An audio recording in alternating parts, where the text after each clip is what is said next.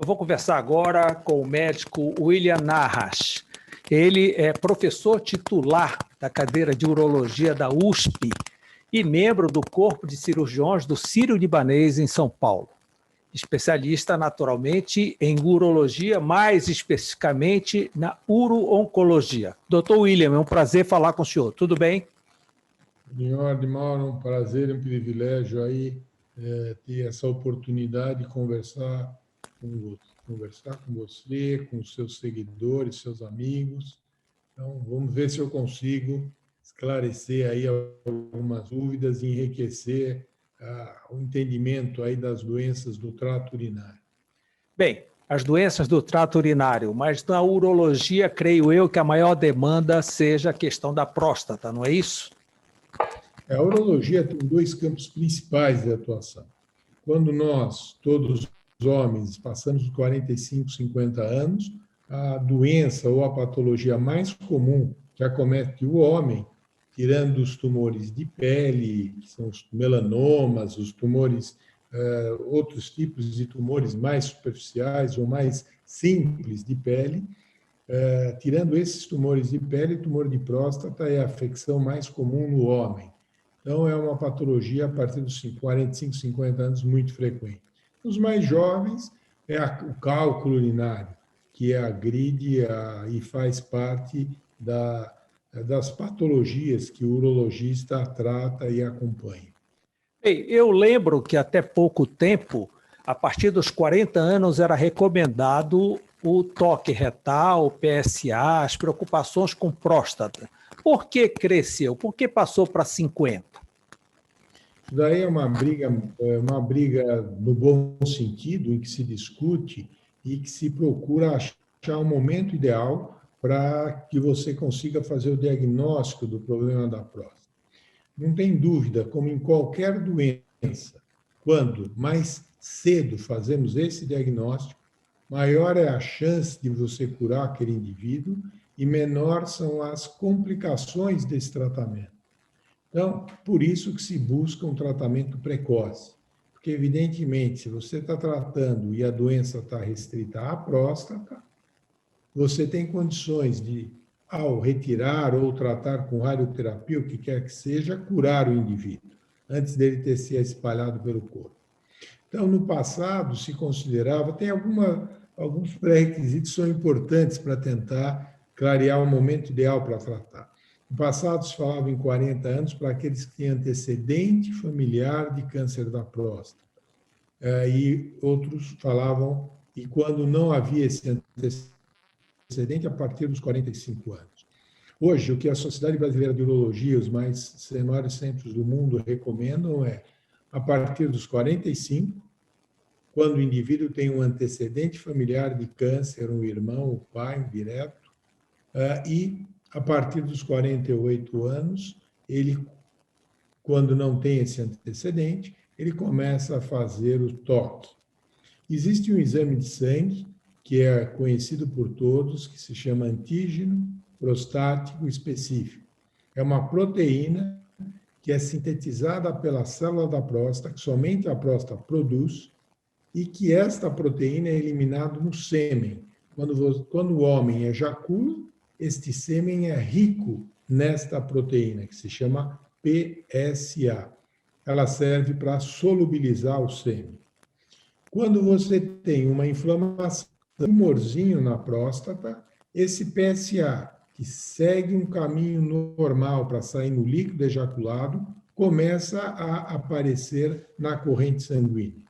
Então, este marcador alerta o médico que existe uma alteração na próstata. Não é igual a tumor, mas uma alteração na próstata. Cabe ao médico investigar e saber a causa dessa alteração. Hoje em dia, como você mesmo falou, no passado era 40 anos, hoje 45, se o indivíduo tem antecedente familiar, e a partir dos 48 anos. O que, por exemplo, a Sociedade Europeia sugere de urologia é que, a partir dos 40 anos, o indivíduo faça um PSA, um exame único e exclusivamente do sangue, e, baseado no seu valor, tenha uma perspectiva de se começar aos 40 ou aos 45 ou aos 48. Ou seja, o PSA nos auxilia na definição do melhor momento para iniciar um acompanhamento completo, que inclui o toque da próstata, que tanto assusta o homem, mas que hoje todos sabem que é um exame que dura 2, 3 segundos, um exame simples, e permite ao urologista, pela sensação tátil, saber a textura da próstata. Esse problema com referência, eu vou falar problema, com referência ao toque retal, ele é cultural? Ele ocorre só no Brasil, só com os latinos, ou é algo mundial? Já é algo mundial, sim. Mas com os latinos, as coisas são mais intensas.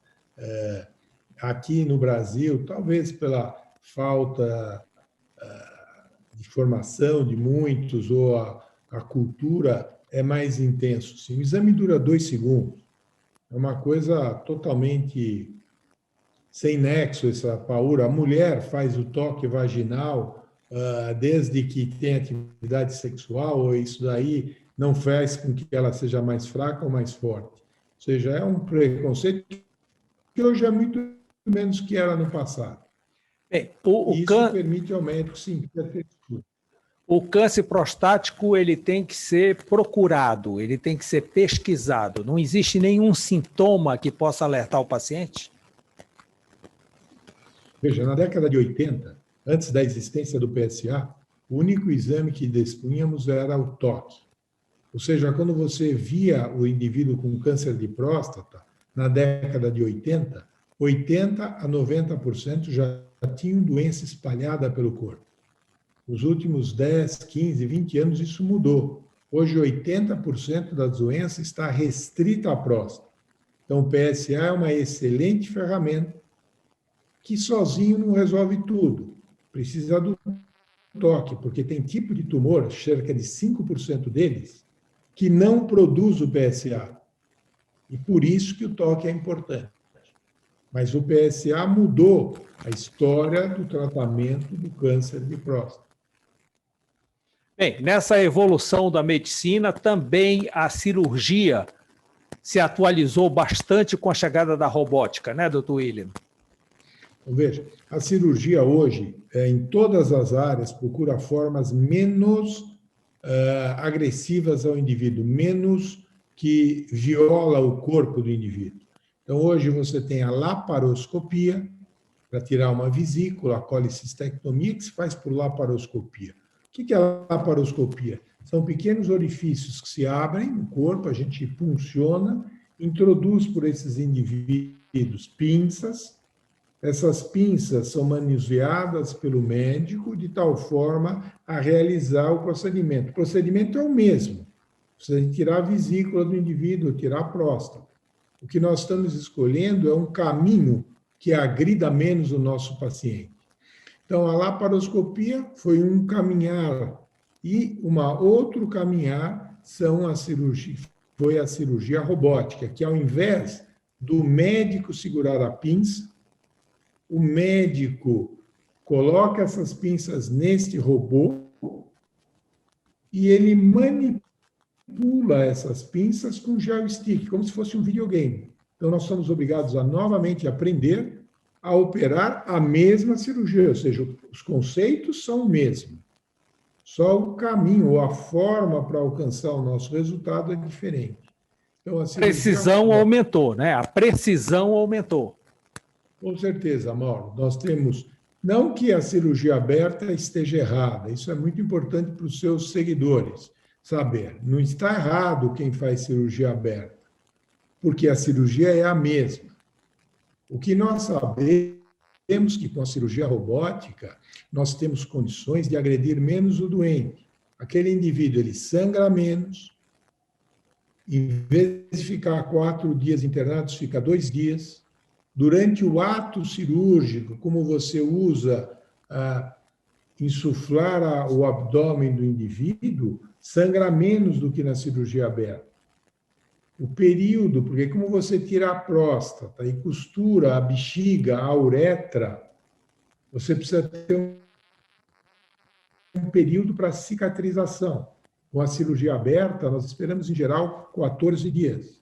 Com a cirurgia robótica, O indivíduo fica sondado para que ocorra essa cicatrização por 7 dias.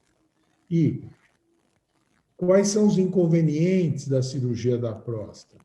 Isso é uma coisa que, claro, preocupa o homem. Nós sabemos que a cirurgia da próstata ela pode mexer com a continência da urina. Nós estamos falando do problema do câncer da próstata, que você tira a próstata inteira. Tem o inconveniente, o risco de mexer com a parte sexual e a continência urinária. Hoje, esta agressão é menor do que com... Nós acabamos de fazer um estudo que vai ser publicado na Universidade de São Paulo, no Instituto do Câncer, que é um setor onde é tratado os casos, onde são tratados os casos oncológicos do Hospital das Clínicas da Faculdade de Medicina da USP, que nós comparamos cirurgia aberta, clássica, com a cirurgia robótica. E que nós vimos é que, confirmando o que fala a literatura, o retorno da continência é mais rápida com a cirurgia robótica. Quanto à parte sexual, ainda não existe um estudo contundente falando qual é melhor, mas nós também temos a impressão que vai melhor a recuperação da parte sexual, ou seja, você agride menos as estruturas. Mas, volto a repetir, não está errado aqueles que fazem por cirurgia aberta. Também tem centros que fazem por laparoscopia. Só que a robótica nos dá muito mais segurança do que a laparoscopia, que estas pinças, quando são colocadas no robô, são articuladas, como a mão do cirurgião. Então, você põe uma tesoura que pode cortar nos vários sentidos, assim como você trabalha com pinças que te dão mais delicadeza e você, ao invés de olhar numa tela plana como de um robô, como de um computador, você olha num sistema que é em 3 dimensões, que possibilitam, como num videogame, ter profundidade de campo. Isso melhora muito a capacidade de você enxergar e ver os detalhes. Doutor William, a partir dos 50 anos, a próstata começa a crescer. Hoje é muito normal uma pessoa chegar a 100 anos, 100 e poucos anos. Nós estamos vendo agora na vacinação como apareceu gente com 100 anos. Isso significa que todo homem terá um problema de próstata quando chegar a uma idade como essa, né? Boa pergunta, Mauro. Nós sabemos que, se você for e ver no necrotério, se você analisar todas as pessoas que morrem aos 80 anos na cidade de Belém, ou aqui em São Paulo, você vai ver que 60% a 70% delas têm um tumorzinho na próstata. Mas é muito importante, por isso que é importante a avaliação do urologista, porque nós sabemos que a grande maioria desses tumorzinhos que aparecem aos 80 anos são mais um envelhecimento celular, entre aspas. É um tumorzinho que não vai agredir aquele indivíduo. Por isso que centros no Brasil, fora, discutem qual o momento para parar de fazer o rastreamento ou o acompanhamento do indivíduo. Hoje há um consenso que, como você mesmo falou, seria 80 anos. E também uma coisa muito importante, não é porque você achou um problema que isso quer dizer cirurgia ou radioterapia, ou seja, que isso necessite tratamento.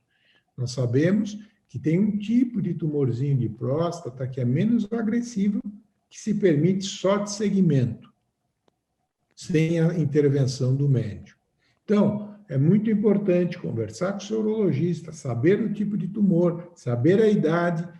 Por que tudo isso é importante? Porque para nós tratarmos o indivíduo com tumorzinho de próstata, ele tem que ter uma perspectiva. Claro que nenhum de nós tem o poder de saber, olha, o William vai viver 5, 10 ou 15 anos. Mas nós temos sinais, se o indivíduo é diabético, hipertenso, cardiopata, ou seja, se ele tem comorbidades importantes, nós vamos tatear a melhor forma e se devemos tratar ao indivíduo. O indivíduo que, para ser tratado e buscar a cura, tem que ter uma perspectiva de vida de 5 a 10 anos. Porque nós sabemos que o tumorzinho da próstata tem um crescimento muito lento. Por isso que não se recomenda nenhuma cirurgia a partir dos 80 anos. Seria em torno disso, né? Mais ou menos isso, você tem toda a razão.